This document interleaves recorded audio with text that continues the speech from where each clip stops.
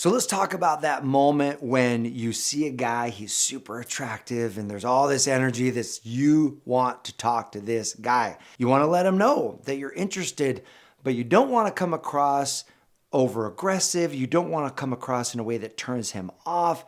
What can you do? This question was recently brought up in our Manifest Your Man program, where this woman went to this coffee shop and she sees this guy and she's like, oh, I really want to talk to him.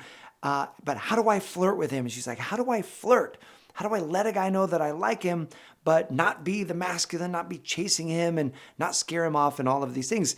And so what was really fascinating is that, and I had this mentality as well, there can be some mindsets that really get in our way when it comes to flirting. So today I'm going to share with you 3 things that you can do that makes flirting really easy when there's someone that you want to create a connection with. But first, let's just unpack real quick what flirting is at its core, and then what are the couple mindsets that get in our way? Because this is really, really important in order to execute the 3 things that help you flirt in a greater way.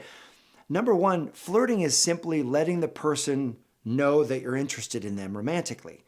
You have to let them know that a part of you is feeling attraction for them. And the mindset that gets in the way is, oh my gosh, if I do that, they're going to think I want to jump in bed with them. They're going to think I want to sleep with them. And that's not me. That's not who I am.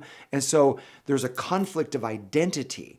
This idea that if I flirt, it means I'm going to have to do behavior I wouldn't normally do. Well, we just need to unhook those, because flirting does not mean that you want to jump in the sack with somebody.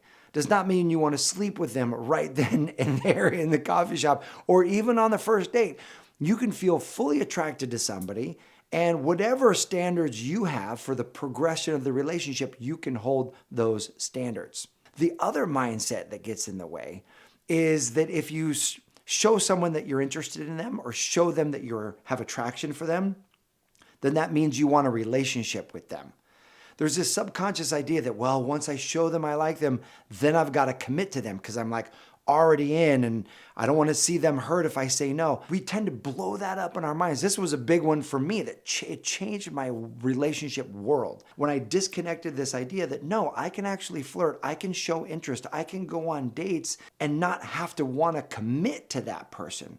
That's actually what dating is for. Dating isn't for the commitment process as much as it is the discovery of who then you want to commit to. But you can't leave out the discovery process, and then that's natural and normal. So if we unhook those ideas that you don't have to jump in the sack with someone just because you flirted with them, you don't have to commit to them just because you flirted with them.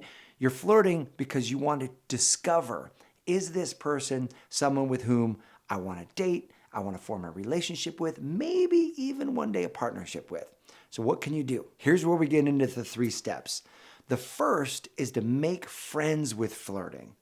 And so what that means is, now that you know what flirting doesn't mean, flirting means discovery process, dial your green light way up. And what I mean by that is most people flirt so subversively. It's like subterraneous. Like you don't even know that they're flirting with you, but they expect you to pick that up. No, put a big green light, like let the person know you are interested, you are flirting. Make friends with that process. Hook it up in your mind that flirting is actually the pathway for you to making new connections and for you to amplify your love life. And one of the ideas that comes up is, well, what if I flirt with this person and they reject me and I'm not going to like that because I had such a green light? Well, here's the cool part. The person who likes you, the person who's going to reciprocate those feelings for you, they're not going to reject you because you've got a big old green light and you're flirting with them. They're going to appreciate that. They're going to like you. So if someone rejects you, then they're just disqualifying themselves from being your partner. And so the faster you can get people disqualified so that you can have people step into your space that are the good fit, the better. So step number 1 is make friends with flirting. Step number 2 is to reframe failure. So often we think, well, if the person doesn't reciprocate these feelings, then that's a failure, and that means I'm not enough, and I'm not good enough, and I'm not attractive enough. And so we don't ever even make the approach.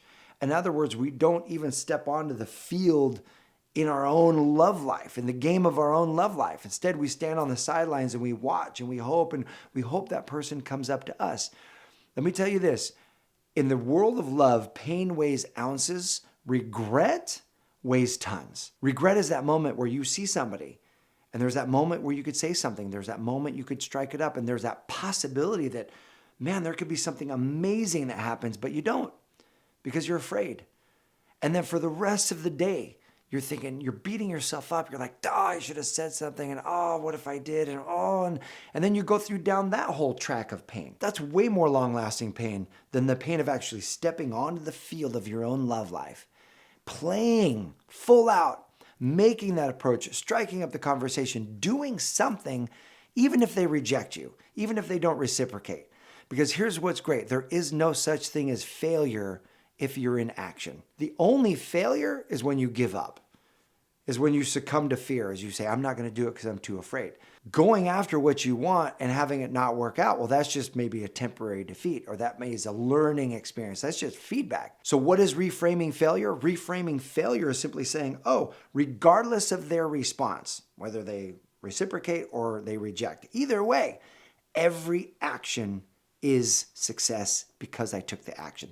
Every action is a step that leads me forward because you have no regrets. You went after it. Even if you kind of said something silly or dumb, which I've done a ton of times, every action moves you forward. And then this number 3, and this is the strategy, is be authentic.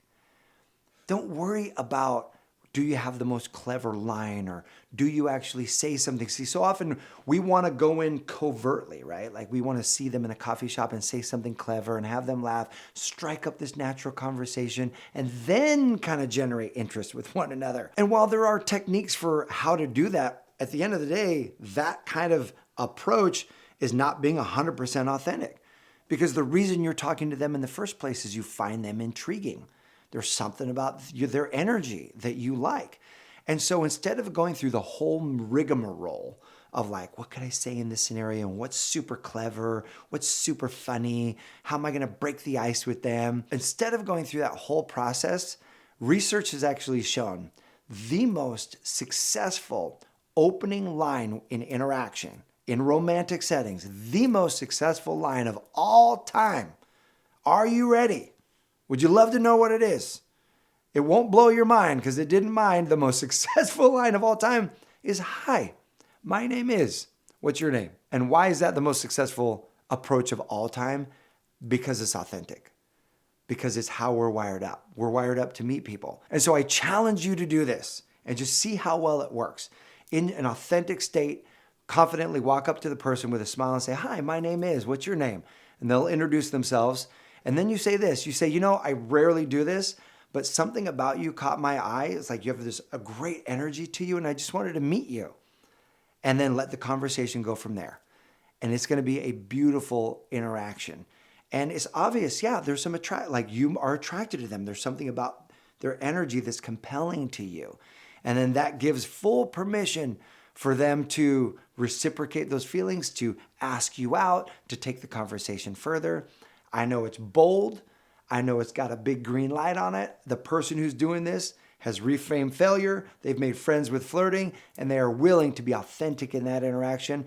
And that is going to be the fastest way that you can maximize the beautiful opportunities. Carpe diem, seize the moment, and create something magnificent. So my question for you is, when you see someone that you're interested in what ways do you flirt that work for you? What's been really effective for you? Go ahead and post that in the comment section below. I appreciate you. Thanks for watching. Here's to your amazing love life, and I'll see you soon.